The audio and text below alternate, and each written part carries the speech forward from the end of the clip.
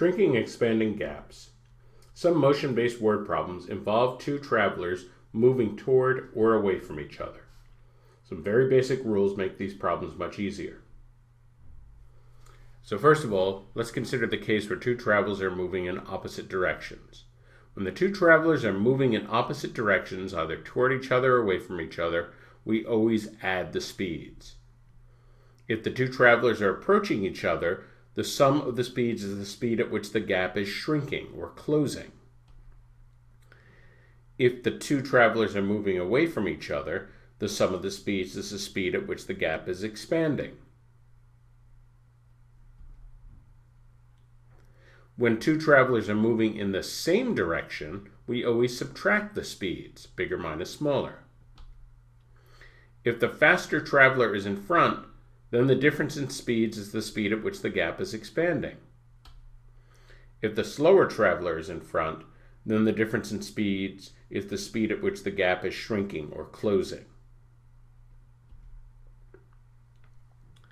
In a problem in which a gap is obviously shrinking or expanding, because we have two different cars and two different speeds, of course we could set up a d equals rt equation for each traveler, for each vehicle, but sometimes it saves time to set up a d equals rt for the gap itself. The distance of the gap, the speed of the gap, and the time that it takes for the gap to expand or to cover that distance. If we figure out the speed at which the gap is shrinking or expanding, we can relate the two individual speeds by simple addition or subtraction, depending on whether they're moving toward each other, away from each other, what the configuration is. Here's a practice problem. Pause the video and then we'll talk about this. Okay, this would be a relatively hard problem if we set it up in terms of assigning variables for the car, variables for the truck, etc., etc. That could be a very hard way to do it. I think it's much easier here to think about the gap, because clearly at 3 p.m. there's a 30-mile gap between them, and at 4:30 the car passes the truck, so there's no gap. So the gap went from 30 miles to 0 in that time period, 3 to 4:30, which is an hour and a half. So we could actually figure out a speed for that gap.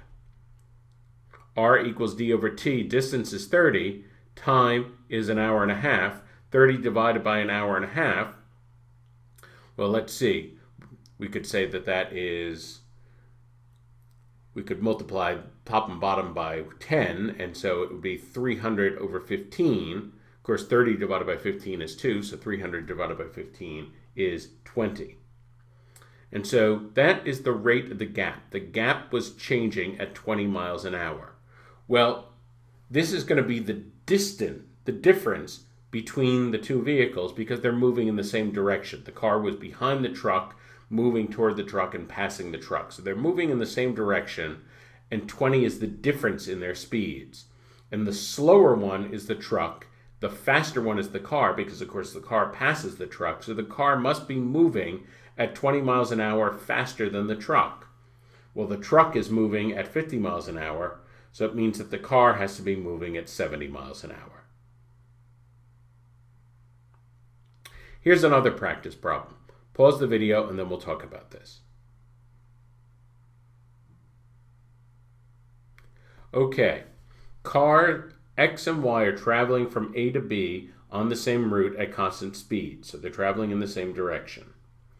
Car X is initially behind car Y, but car X's speed is 1.5 times car Y's speed. All right, well, that's interesting. That's kind of an unusual requirement. Car X passes car Y at 1:30. So at that moment, when one car passes the other, they're at the same place. There's no gap between them. And then later on at 3:15, car X reaches the destination, reaches point B, and at that moment, the moment when car X reaches point B, car Y is still 30 miles away from B. So it means that at that point, there's a separation between them of 35 miles. So we want to know what is the speed of car X, which is the faster car.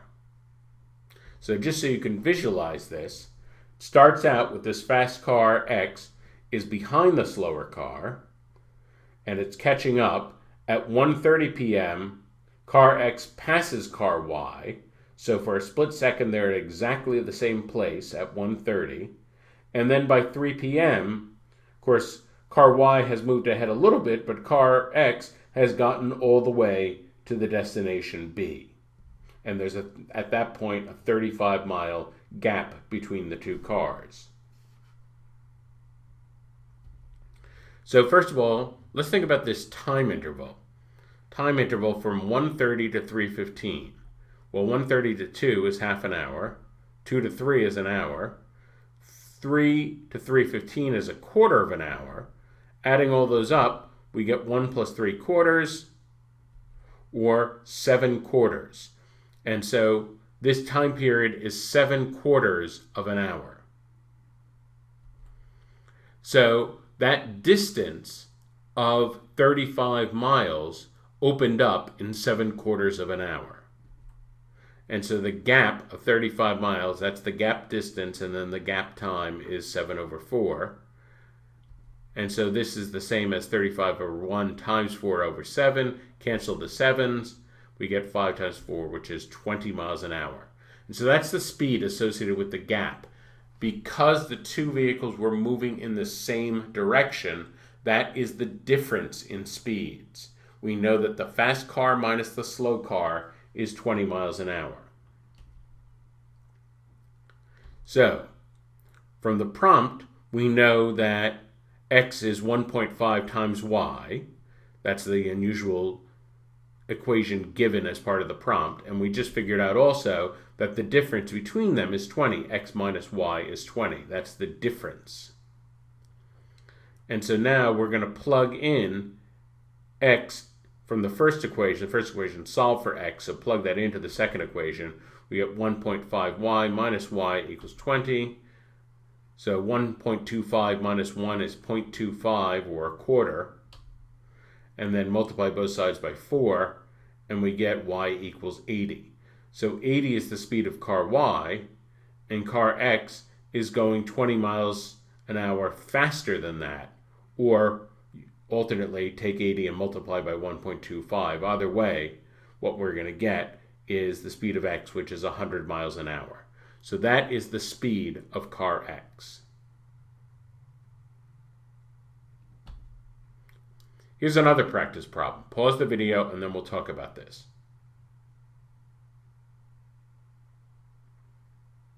So this is interesting. This one, the distances are all given and the speeds are given, but what we don't know is the time. We're looking for a clock time. Very interesting. So car P is moving at 49 miles an hour, and car Q is moving at 61 miles an hour, and they are approaching each other. They are moving in opposite directions. At 2 p.m., they are approaching each other and are 121 miles apart. Okay? So then they approach, then they pass each other. So at that point, the gap between them is 0. And then we want to know at what time are they moving away from each other and are 44 miles apart. Well, this is very interesting. So first of all, notice this is the basic scenario we have here.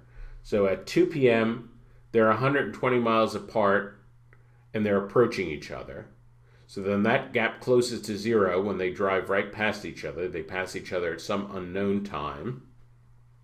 And then we want to know the clock time when they are now 44 miles apart, but going in opposite directions. So because they're moving in opposite directions, we can add the speeds. So the gap is changing at 110 miles an hour. And really there's two gaps here. There's the first gap when they were approaching, and that gap is 121 mile gap, and then there's a second gap that's receding. And so each one of these would get divided by the speed, and that would be the time for that particular gap, and then we're going to add them together. Well, it turns out we could just add those two numbers together right away and then divide. And that's a little bit easier rather than adding fractions. We'll just add these two numbers, 121 plus 44 together, That's 165. So that's really that's a combination of two gaps there together, all changing at 110 miles per hour, because it doesn't matter whether they're approaching or receding, we still add the velocities.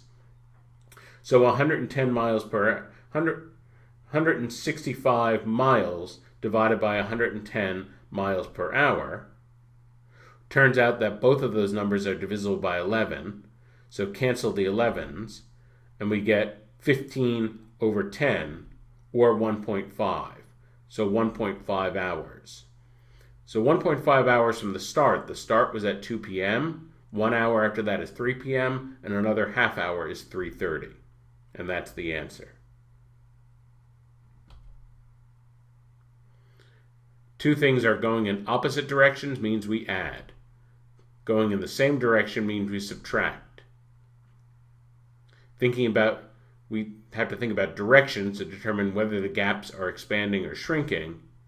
And solving a d equals RT for the gap itself can enormously simplify such problems.